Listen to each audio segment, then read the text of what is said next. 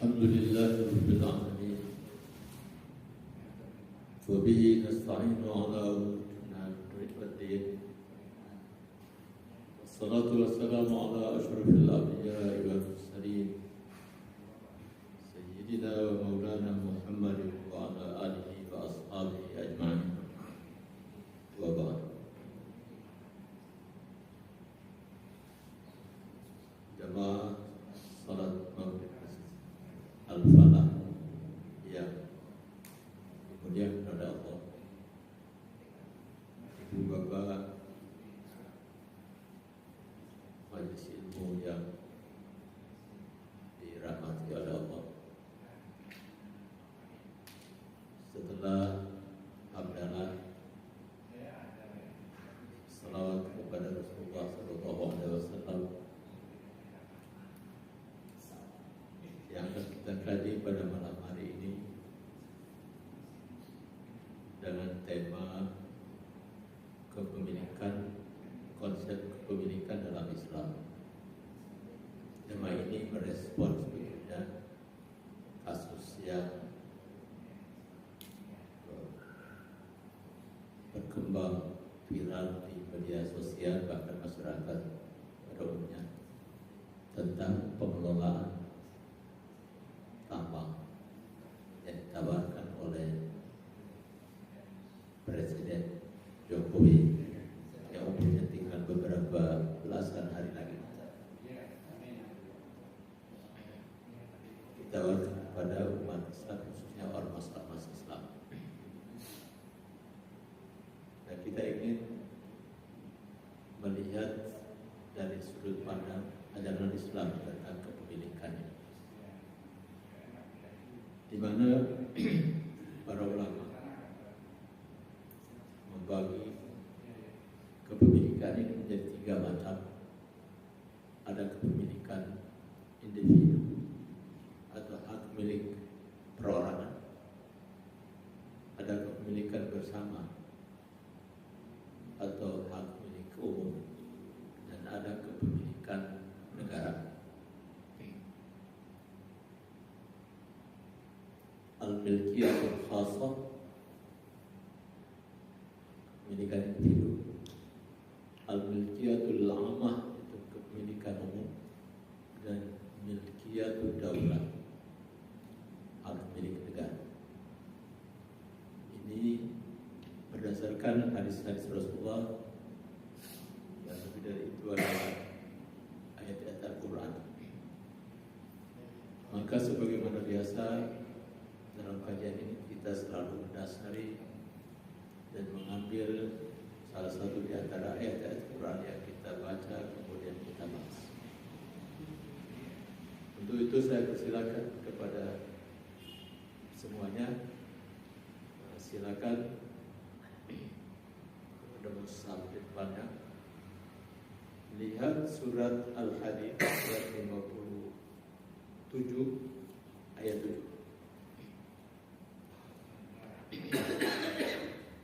Kita ingin membaca bersama-sama dalam rangka memenuhi sunnah Rasulullah dan perintah Rasulullah tentang membaca.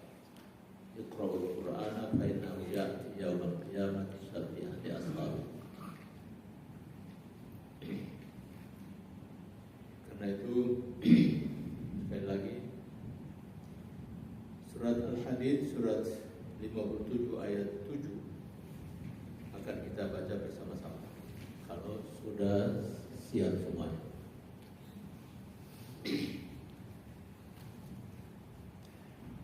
Dan kemudian nanti saya minta ada seorang yang membacakan terjemahnya. Baik kita baca bersama-sama atau banyak santri kita yang sudah hafal, barangkali jalan langsung.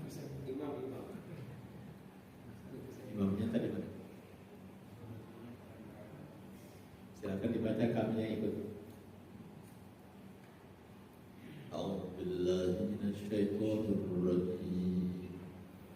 Bismillahirrahmanirrahim. Aminu billahi wa rasulihi wa anfiqu mimma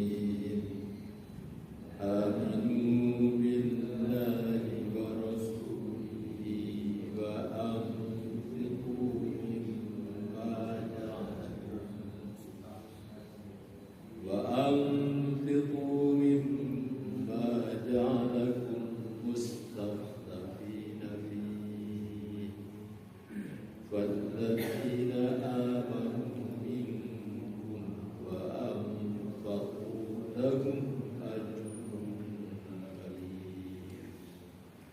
Silakan baca terjemah. Berimanlah kamu kepada Allah dan Rasul-Nya dan infakkanlah di jalan Allah sebagian dari harta yang Dia telah menjadikan kamu sebagai penguasanya atau amanah. Maka orang-orang yang beriman di antara kamu dan menginfakkan hartanya di jalan Allah memperoleh pahala yang besar. Ya. Pada kalimat wa anfiqu mimma ja'alakum mustakhlafina fihi tadi diartikan dan infakkanlah dari harta yang Dia telah jadikan kepada kamu sebagai penguasanya.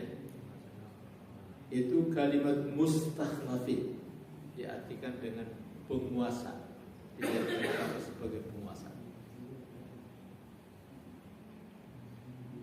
Nah, ayat ini pada Imam Zamakhsyari dalam tafsirnya Al-Kasyaf, terjemahan saja dia katakan bahwa harta yang berada di tangan Anda, harta yang berada di tangan manusia itu adalah harta milik Allah, bukan milik Anda. Walaupun Anda susah payah mencarinya, mengumpulkannya dari kecil, muda sampai tua, tapi harta itu semuanya bukan milik kita. Itu adalah milik Allah semata. Aku enggak. Susah payah kita dapatkan harta itu, kemudian datang ada orang yang mengatakan ini bukan harta Anda, ini harta saya. Tapi kalau Allah yang mengatakan itu, mestinya kita sami'na wa ata'na. Ini ditegaskan lagi dalam surat An-Nur. Surat An-Nur itu surat 24 ayat 32. Surat 24 ayat 32.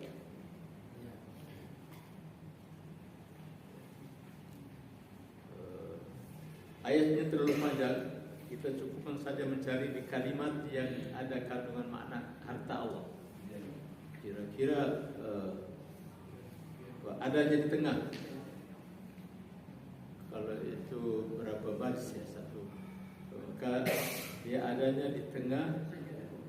Kalau di HP saya ini antara 2 baris di atas dan 2 baris di bawah, jadi dia tengah-tengah, yaitu wa'atuhum mimma lillahi allati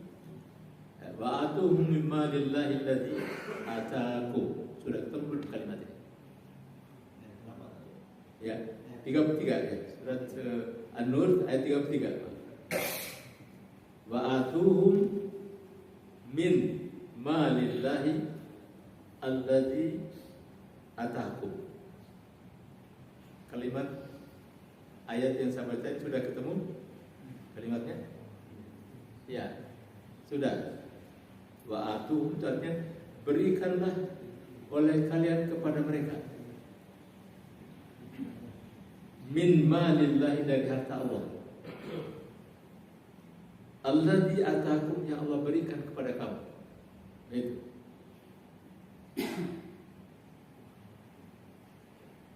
Jadi ayat ini menjadi dasar konsep kepemilikan dalam Islam. Itu bukan kepemilikan mutlak. Kita ini memiliki harta sebetulnya kepemilikan istikhlaf namanya, mustakhlafin tadi. Jadi milik, hakikat milik sesungguhnya adalah milik Allah. Kita diamanahkan, walaupun tetap saja kita mau baik, susah payah kita dapat, itu adalah harta Allah. Dan kamu lupa dirimu, dari mana kamu ada.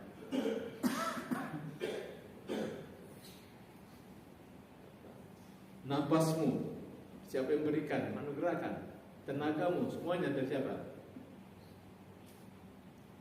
Jangan merasa bahwa sudah mampu mencari nafkah atau mendapatkan harta itu. Jangan lupa bahwa kita ini sendiri adalah milik Allah, bukan hanya harta, Karena itu kita selalu mengucapkan ketika ada orang yang meninggal dunia, kita ucapkan apa? Inna lillahi wa inna ilaihi raji'un. Itu sudah pernyataan kita, pengakuan kita. Sesungguhnya kita adalah milik Allah, wa inna, dan sesungguhnya kita ilaihi, kepada Allah raji'un, kita kembali. Dan bukan hanya harta yang kita miliki, diri kita pun juga adalah milik Allah. Satu saat kalau dia ambil, kita tidak berdaya apa-apa. Maksudnya ambil kita, harta kita tinggal, tidak punya kuasa lagi. Itulah di dalam surat Al-Hadid ayat 7 tadi, Allah mengatakan bahwa harta ini adalah ja'alakum mustakhlafina. Allah yang menguasakan kepada kamu. Karena itu para ulama mengatakan bahwa kita ini sebetulnya menerima amanah. Karena itu manusia ini sebagai umanah, penerima amanah dari Allah. Dan kita menolak, kita harus posisikan diri kita sebagai wakil, pengganti, menggantikan peran. Karena harta milik Allah, Dia yang mengaturnya. Dia serahkan kepada kita, Dia kuasakan kepada kita untuk mendayagunakan, mengelola ini harta sebaik-baiknya. Mustakhlafin, dari khalafa yakhluq, yang kemudian kita kenal kata khalifah. Kata khalifah itu artinya menggantikan.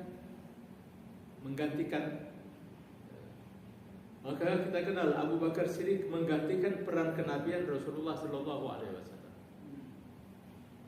Disebut dia Khalifah Abu Bakar Siddiq. Setelah beliau meninggal dunia, yang menggantikannya adalah siapa?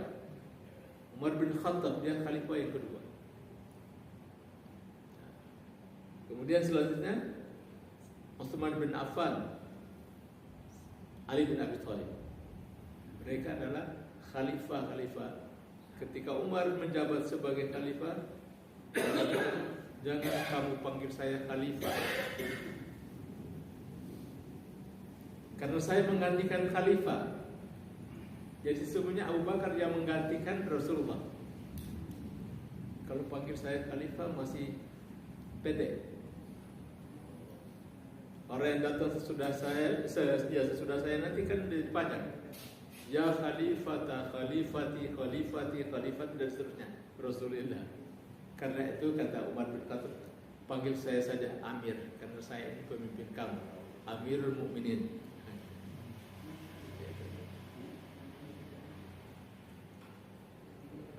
Jadi Amirul Mukminin, maka institusinya disebut imarah. Ada imarah Islamiyah di Afghanistan, namanya imarah Islamiyah.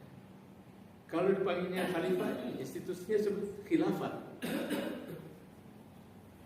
Ya. Apalagi imamah, itu nama-nama institusi dalam Islam, kepemimpinan, imamah atau imarah atau khilafah. Nah, kata khalifah ini kita lihat, silakan buka dalam surat Al-An'am ayat 165. Apa kita ini layak menjadi khalifah atau tidak? Dalam surat 6 ayat 165,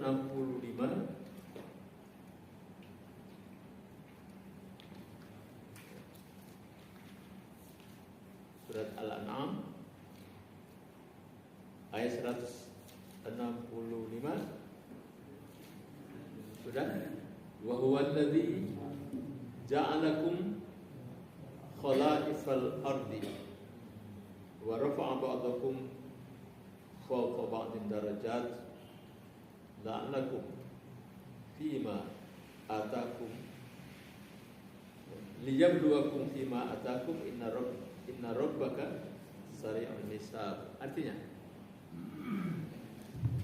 Dan dialah yang menjadikan kamu sebagai khalifah di bumi, dan dia mengangkat derajat bagian kamu di atas yang lain untuk memujimu atas karunia yang diberikannya kepadamu. Sesungguhnya Tuhan sangat cepat memberi hukuman untuk menguji kepadamu. Maha penyayang. Dia hanya menjadikan kamu sebagai khalifah-khalifah di bumi, penguasa-penguasa di bumi. Ada penguasa suatu wilayah besar, namanya raja. Paling tidak kita diberikan kekuasaan untuk mengatur harta kita, kita juga khalifah. Khulafa di sini, khalaif itu bentuk jamak dari khalifah. Maka manusia pertama menjadi khalifah di bumi ini adalah Nabi Adam alaihissalam. Jadi dinyatakan dalam surat Al-Baqarah ayat 30, dan wa idz qala rabbuka lil malaikati inni ja'ilun fil ardi khalifah. Surat Al-Baqarah ayat 30. Kalau dicek 30 atau 32? 30. Wa idz qala rabbuka. Ingatlah wahai Muhammad, ketika Tuhanmu berkata kepada para malaikat, inni ja'ilun, sesungguhnya aku akan jadikan fil ardi, di bumi ini, khalifatan. Siapa dia khalifah sini? Adam alaihissalam. Nah, dia di dalam tafsir Jalalain, tafsir standar di pondok-pondok pesantren, itu ditafsirkan menjadi ini ja'ilun fil ardi khalifah yakhlufuni fi tamfidhi ahkami wa siyasatin dunya. Peran khalifah ini adalah mengganti aku dalam melaksanakan, menerapkan, menjalankan hukum-hukumku dan mensiasati fi siyasatin dunya, yang mengelola, mengatur dunia ini. Itu Adam alaihissalam.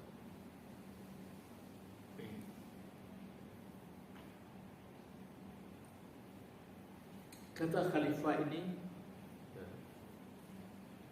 juga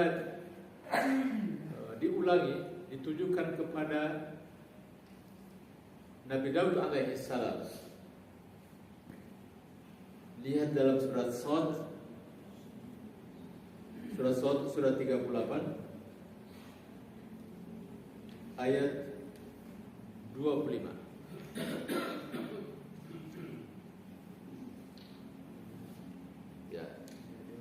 Surat 38 ayat 25. Sudah pintar-pintar semua cari ayatnya.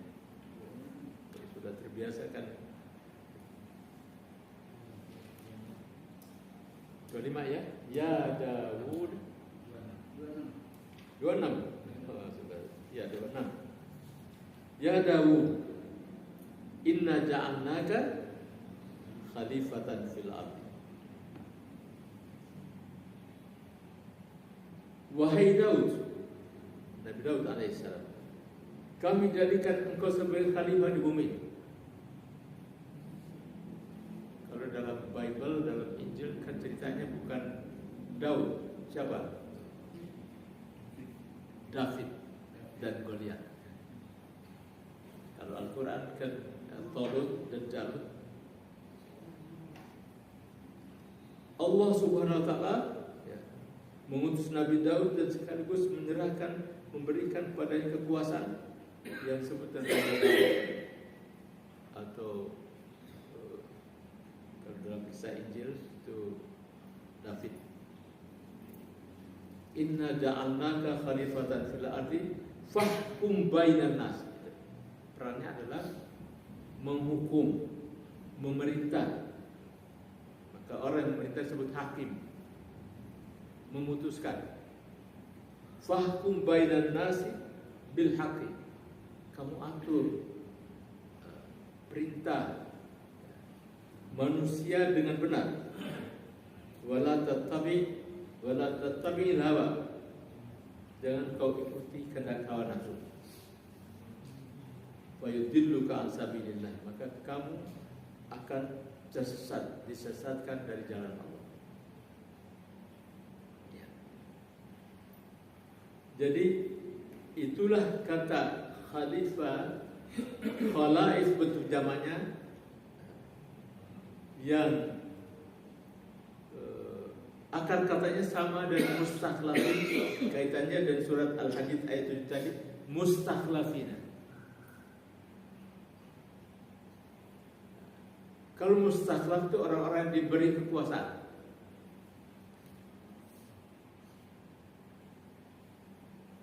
Orang yang diberi kekuasaan disebut mustakhlaf, maka institusinya istikhlaf. Tidak ada istilah istikhlaf dalam pengertian institusi. Jadi, ya. Nah, karena itulah Imam Zamakhsyari dia katakan bahwa konsep kepemilikan dalam Islam, bahwa Allah adalah pemilik mutlak, sedangkan manusia adalah pemilik istikhlaf.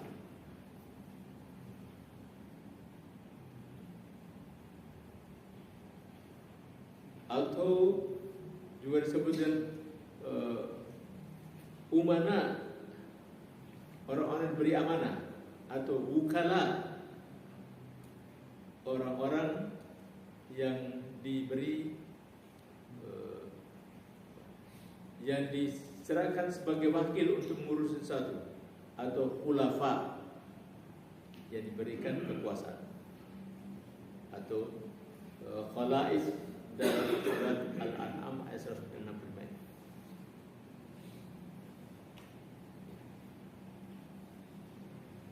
Itulah konsep dasar kepemilikan. Manusia bukan memiliki mutlak, tetapi pemilik istikhlaf, pemegang amanah dan berkewajiban untuk mendayagunakan semua harta Allah yang diberikan kepada kita, baik itu melalui usaha-usaha sendiri ataupun usaha bersama, atau secara pewarisan. Karena kalau sudah masuk pada pewarisan, Allah yang mengaturnya. Bila ada orang yang meninggal dunia, meninggalkan anak, istri, anak laki-laki, anak perempuan, sudah ada aturannya yang ditetapkan oleh Allah Subhanahu wa taala. Nah, disinilah kemudian kita kenal ada 3 macam kepemilikan tadi.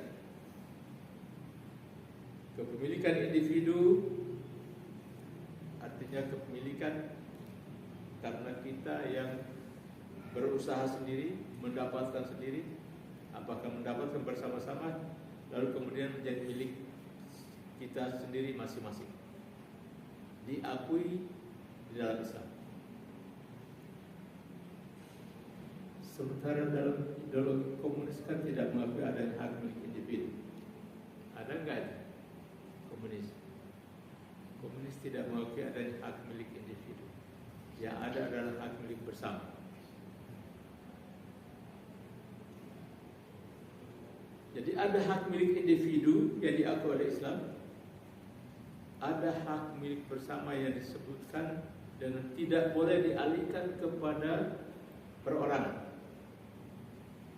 Yang dalam hadis Rasulullah SAW disebutkan, an-nasu syuraka'u fi salas. Manusia seluruhnya ini berserikat bersama-sama dalam 3 hal. 3 hal tidak boleh beralih menjadi milik negara, apalagi milik individu, apalagi milik swasta. Yaitu pertama al-ma'. Al-ma'. Di Bogor ada Masjid Al-ma'. Di mana itu? Pernah dengar? Masjid Al-ma' itu di pertigaan perempatan Sukasari. Masjid PDAM. Namanya Al-ma' air.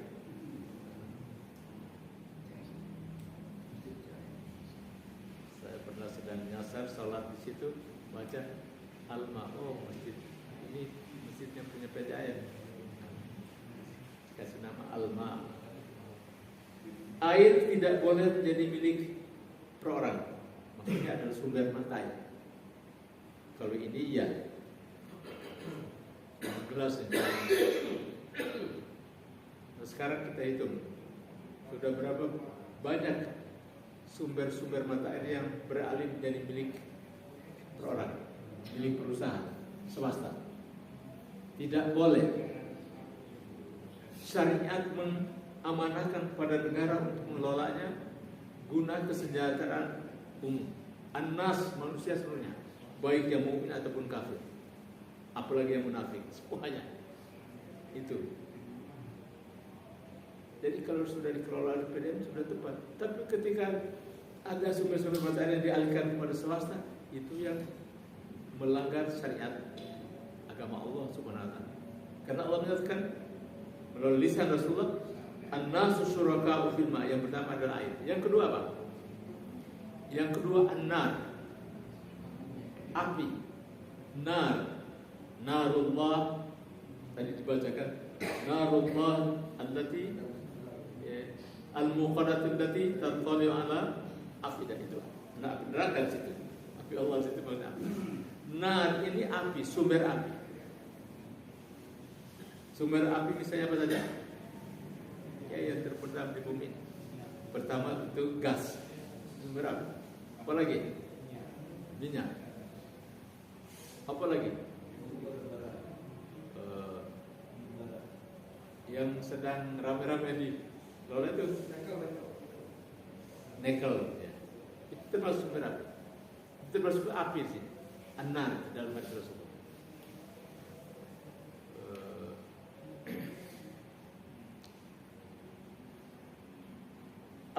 Imam Asy-Syaukani dalam hadisnya, dalam kumpulan hadisnya Nailul Awtar, itu dia urai satu persatu tentang apa itu air dalam hadis itu dan apa itu air, apa itu api. Api adalah semua sumber sumber daya yang kemudian menghasilkan api, ataupun termasuk tambang emas, perak, itu maksudnya pada api.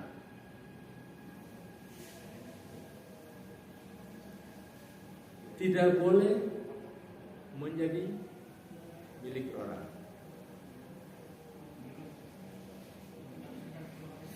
Tapi kan Muhammadiyah dan NU kan sudah bersedia menerima tawaran Bapak Jokowi.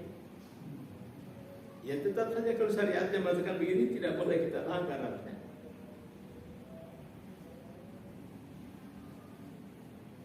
Jadi kalau negara tidak mampu mengelolanya, ganti pimpinannya. Bukannya kita ambil alih untuk mengelola sendiri, karena ini milik bersama.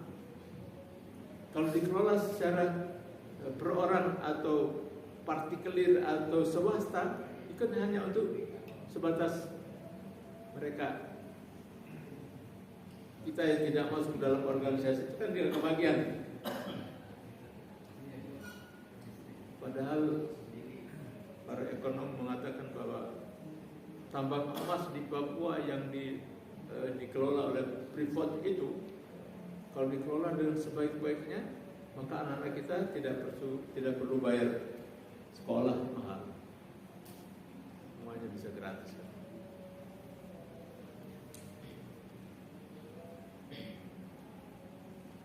Itu api. Yang ketiga apa? Yang ketiga al-kala. Al-kala itu rumput. Rumput itu menjadi milik umum. Lagi-lagi Imam Asy-Syaukani mengatakan rumput itu termasuk pulau. Bisa kan tumbuh rumput, hutan. Itu semua adalah milik bersama yang diamanahkan negara mengelolanya. Jadi 3. An-nasu syuraka'u fi salasin. Semua manusia nas berserikat bersama-sama dalam 3 hal, yaitu al-ma'u wal nar wal kalam. Api, air, dan rumput.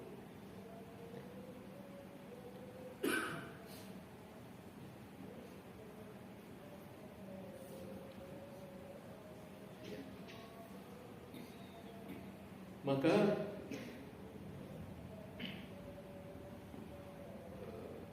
di antara contoh ayat yang berkenaan dengan ketiga macam kepemilikan ini bisa kita lihat di dalam surat Al-Anfal surat 8 ayat 41.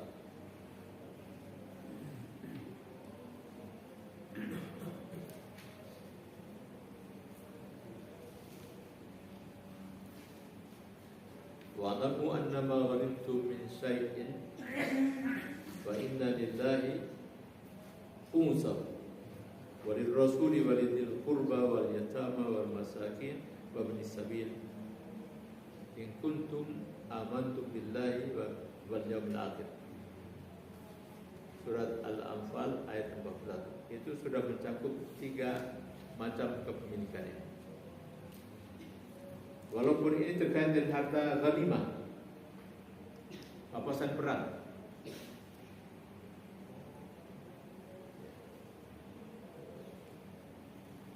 Ketahuilah, annama ghanimtum min syai', artinya rampasan perang yang kamu dapatkan, kamu peroleh itu, maka bagi Allah, Allah punya bagian. Allah dan Rasulnya punya bagian.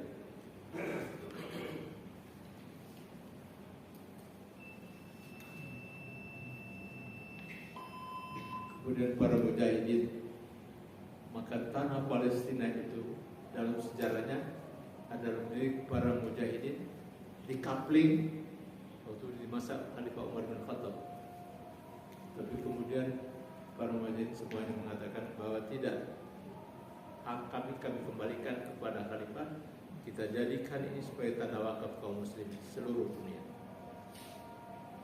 Silakan ada.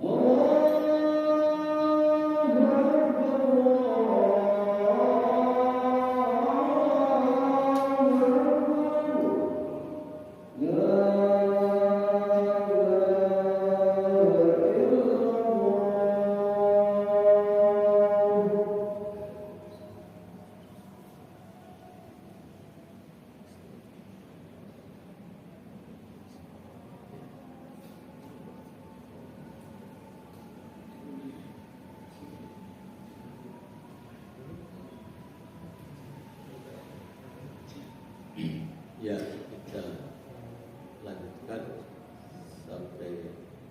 sambil menunggu komat. Jadi dalam surat Al-Anfal berarti juga harta rampasan perang. Di sini ada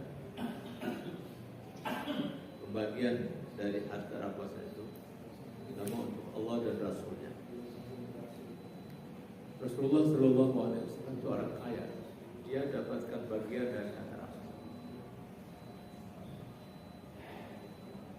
termasuk upeti. Apalagi kalau misalnya ada raja seperti Najran, mereka bersedia untuk membayar upeti, perhiasan emas sebanyak. Itu ada bagian dari Rasulullah. Tapi anehnya, ajaibnya, Rasulullah ketika meninggal dunia, ketika dia wafat, masih punya hutang. Dia menggadaikan baju besinya pada orang Yahudi hanya untuk konsumsi kangkung. Ya, uang yang dia miliki, hak pribadinya itu, dia manfaatkan lagi untuk infak sedekah kepada fakir miskin. Sehingga di saat dia meninggal dunia, datang putrinya Fatimah binti Muhammad menagih Khalifah Abu Bakar Siddiq tentang warisan ayahandanya. Abu Bakar mengatakan kepadanya, ayahandamu dulu mengatakan begini, nahnu ma'asyurul anbiya ila nuri. Kami para rasul, kami tidak mewarisi harta. Yang mereka warisi adalah ilmu. Bukan karena tidak ada hartanya, tapi tadi dia setiap ada papasan perang memperoleh humus 1/5. Lillahi ini untuk tadi ada kepemilikan negara. Adapun lidil qurba wal yatama wal masakin, ini yang dikatakan, yang kita sebut dengan kepemilikan individu. Salah satu contoh tentang 3 macam kepemilikan itu terkandung dalam surat Al-Anfal ayat 21. Walaupun kemudian para ulama dalam fikih muamalah itu dirinci tentang misalnya bagaimana kita mendapatkan atau menjadi hak milik individu. Contohnya adalah warisan. Dapatkan warisan dari orang tua kita itu hak milik individu.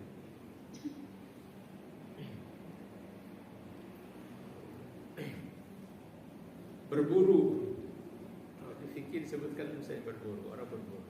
Ya kalau kita mungkin bertani, apa saja bertani, itu menjadi hak milik individu. Tapi 3 hal tadi tidak boleh menjadi hak milik individu. Sumber air, sumber api, dan hutan belantara atau pulau-pulau yang tidak punya penghuni. Konon banyak pulau yang sudah beralih menjadi hak milik perorangan. Ini artinya banyak kemungkaran yang terjadi, khususnya dalam kaitan dengan kepemilikan saja.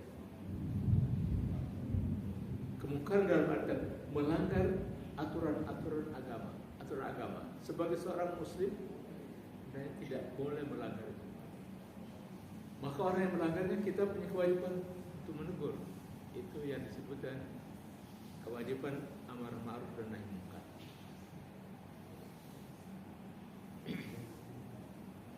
Sekurang-kurangnya ini dalam bentuk amarnya kan, mengajak orang, menyuruh orang, memberitahukan bahwa sistem atau konsep kepemilikan dalam Islam seperti ini.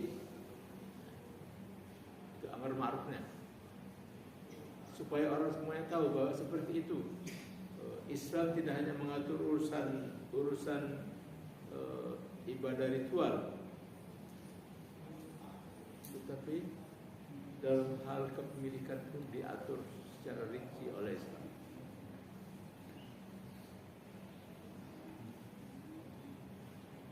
Kalau kepemilikan negara itu contohnya seperti BUMN. Dia punya usaha, mengelola. Dari hasil keuntungannya, satu masuk ke kas negara, yang ini masuk juga ke kas negara. Tapi untuk kesejahteraan rakyat. miskin.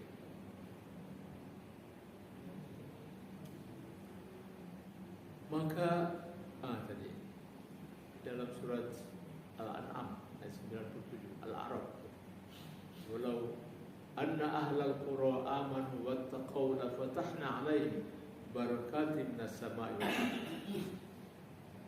Jikalau penduduk negeri ini amanu, benar-benar beriman, meyakini, menerima aturan syariat Allah, wattaqaw, bertakwa dan menjalankannya dan sebaik-baiknya, maka keberkahan dari langit dan bumi. La fatahna 'alaihim barakatim minas sama'i wal ardh walakin kadzabu fa akhadnahum bima kanu yaksubun. Tapi mereka melanggar, mendustakan ayat Allah, sehingga rakyat jadi tetap miskin, yang kaya tetap jadi terus melambung tinggi, yang miskin tak berdaya. Nah, itulah ketimpangan akibat dari salah urus, di antaranya adalah terkait dengan konsep kepemilikan dalam Islam. Ya, demikian. Mudah-mudahan menambah wawasan kita, atau kalau ada yang sudah mengetahui ini, paling tidak mengingatkan kembali kita akan mulianya aturan yang ditetapkan oleh Allah Subhanahu wa taala, baik itu melalui Al-Qur'an maupun sunnah Rasulullah sallallahu alaihi wasallam. Sampai di sini sambil tadi menunggu iqamat, kalau ada yang mau bertanya silakan. Ya. Assalamualaikum warahmatullahi wabarakatuh. Waalaikumsalam. Sekarang ini hutang itu sudah dibagi-bagi dengan hak pemilikan hutang itu. Bagaimana hukumnya? Terima kasih. Assalamualaikum warahmatullahi wabarakatuh. Kalimat terakhir tadi. Kan banyak hutang ini sudah dimiliki oleh pribadi. Iya. Tapi dalam bentuk KPH. Iya. Yang hasilnya dimakan sama mereka itu. Bagaimana hukumnya? Iya. Khusus tentang kepemilikan tanah, saya lihat undang-undang agraria dahulu. Tak kalau sekarang ini, tahun 2005 kebetulan saya menulis tesis tentang konsep kepemilikan tanah dalam Islam. Jadi saya baca undang-undang agraria, sangat Islami. Bagaimana kebijakan negara untuk mengelola tanah ini milik Allah. Jadi ada hak tadi guna pakai atau guna bangunan. Itu juga ada batasan-batasannya yang ditetapkan. Yang dalam hadis Rasulullah SAW, kita ini kalau kita kembali kepada itu, masya Allah, kepemilikan tanah saja, itu Rasulullah SAW mengatakan, siapa yang memiliki sebidang tanah dan dalam jangka waktu 3 tahun dia tidak mengelolanya, maka kepemilikannya gugur. Negara punya kewajiban mengambil dan bisa ditawarkan kepada orang lain.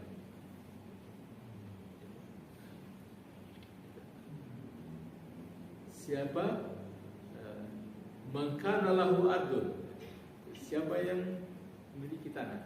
Jadi kepemilikan individu pertama tadi kan tuh, dapat warisan dari orang tua misalnya, atau dapat dari apa istilahnya sekarang, negara punya kebijakan membagikan tanahnya seperti dulu di masa transmigrasi. Dan itu sudah syar'i sesuai dengan aturan agama. Jadi, ada orang yang sekarang kan tidak sedikit orang yang sampai meninggal dunia tidak punya tanah sedekat pun.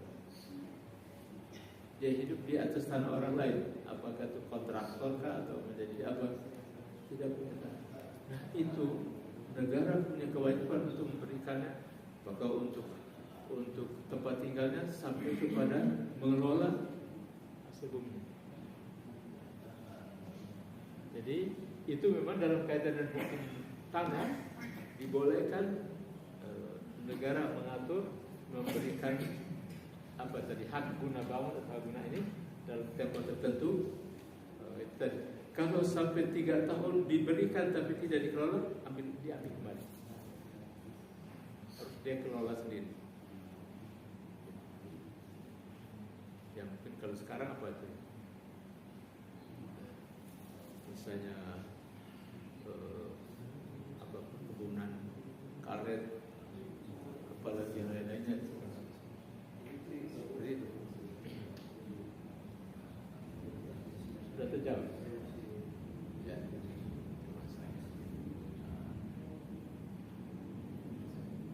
Ya, kalau tidak ada lagi, kita cukupkan dan bersama-sama membaca doa.